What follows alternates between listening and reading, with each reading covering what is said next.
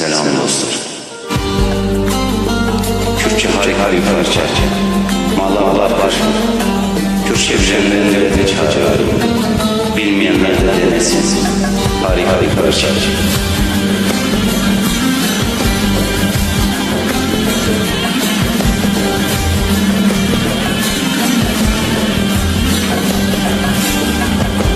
Mala bakırlı çune zozani dinle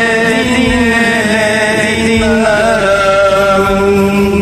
Mala bakırlı çune zozana dinle dinaram. Goşte mehaleli meşko marani gecelerinde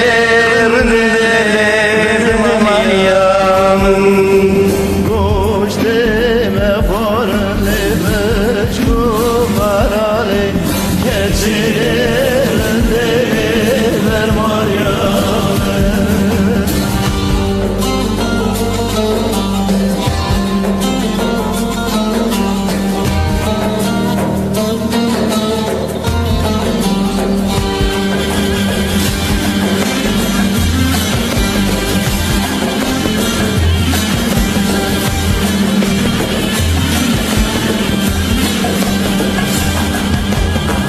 وزوی ملو بندست ملو دلالو دلالو دلالو وسيبي ملولو دستملو دلالو دلالو دلالم Verin darım lolo bekwedi melo hevalo hevalo hevalime. Derin darlolo bekhetamelo hevalo hevalo hevalimin. Ya ya.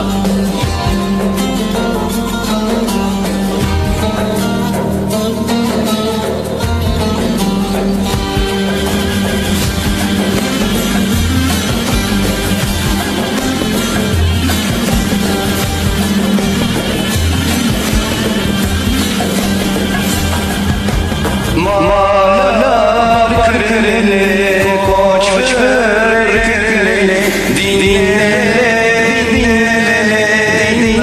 dinaramın.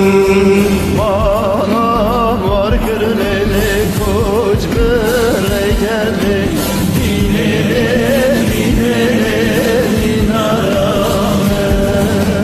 Delemiş yöre ağır keketli, gecelerinde vermem yanım. Benim eşyaneli ağır becerli geçirir.